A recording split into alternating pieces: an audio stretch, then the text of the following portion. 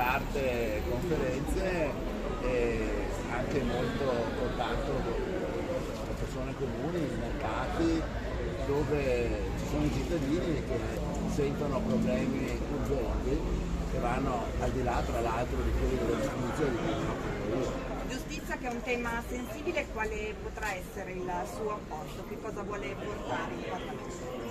Io credo prima di tutto, visto che oggi la crisi è essenzialmente economica e quindi la priorità è economica, si tratta di risparmiare tutti gli sprechi che ci sono nel mondo della giustizia, a cominciare dalle intercettazioni telefoniche e ambientali, che costano 200 milioni di euro all'anno e con i quali si potrebbero assumere segretari e cancellieri per accelerare il corso dei processi, perché la lentezza della giustizia ci costa 2 punti di PIL all'anno, cioè ci costa circa 30 miliardi in finanziaria, e quindi accelerando la giustizia attraverso anche il risparmio di queste spese possiamo non solo recuperare ma anche guadagnare. È per questo che ha deciso di accettare la candidatura?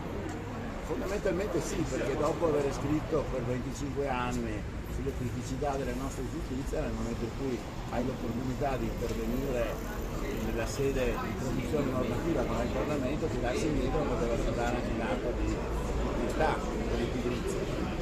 Poi sarà quel che sarà, le elezioni sono sempre incerte anche se i collegi sono, come si dice, sicuri. Cosa porterà del Veneto?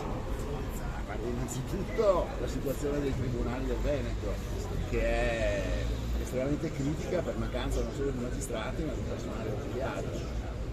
Poi adesso sentiremo durante la campagna elettorale fatta proprio nei mercati rionali, con la gente comune, quali sono le istanze fondamentali. Io mi sono sempre occupato di giustizia, però ovviamente credo che in questo momento le priorità siano proprio quelle economiche per le persone che non arrivano alla fine del mese. Quale potrà essere il suo apporto alla riforma della giustizia?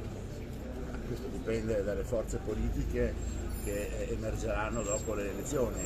La politica non è come la magistratura, dipende tutto dai rapporti di forza e poi anche dalla distribuzione delle cariche. Avendo scritto da 25 anni a questa parte 6 o 7 libri sulla giustizia, non voglio fare propaganda ai miei libri, ma le idee sono molto chiare, cioè un processo più garantista, una giustizia più rapida e soprattutto la certezza della pena e la certezza della presunzione di innocenza.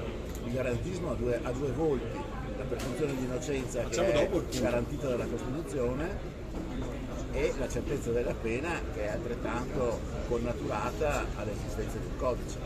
Semplificando, ha citato le cariche, incide di più un ministro della giustizia o un presidente di commissione?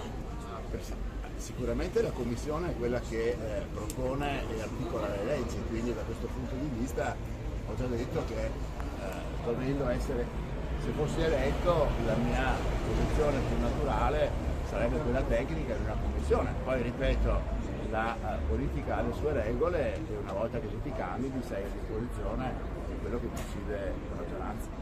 Grazie.